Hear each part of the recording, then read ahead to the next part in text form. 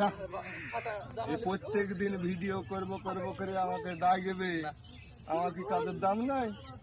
এই শয়তান দ্বারা ডাক কিছু হবে না। আজ আমি বাড়ি চলে এলাম। বল দাদা চলে এসছি গো দাদা। তোদেরকে দেখা হয়ে গেছে, তোদের দ্বারা হবে না ভিডিও, বুঝতে পারিস তো? তুই আচ্ছা তুই না হয় আসলি, শরীফুলে কই? শরীফুল তো কখনই চলে এসছে, আমাকে তো ফোন করে চলে শরীফুল এসছে। কোন দিকে গেল? নদীতে ডুবে গেল না, এইদিকেও কোথায় আছে হয়তো, ফোন করেছিলাম এসছে। চলে ওই ধান শরীফুল, দাঁড়িয়ে ও, চল। দেখেন চলে।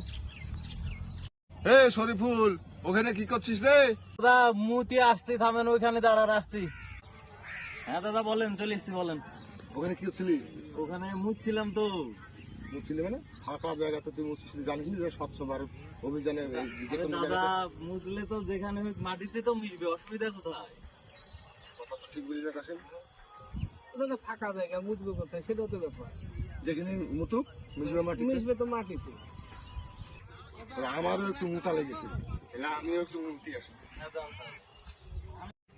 স্বচ্ছ ভারত অভিযানকে সম্মান জানিয়ে বলছি যে যারা মাঠে ঘাটে কাজ করে, যেখানে টয়লেট বাথরুমের ব্যবস্থা নেই, সেখানে এই উপায়টি ছাড়া কোনো গতি নেই। তবুও বলবো স্বচ্ছ ভারত অভিযান জিন্দাবাদ।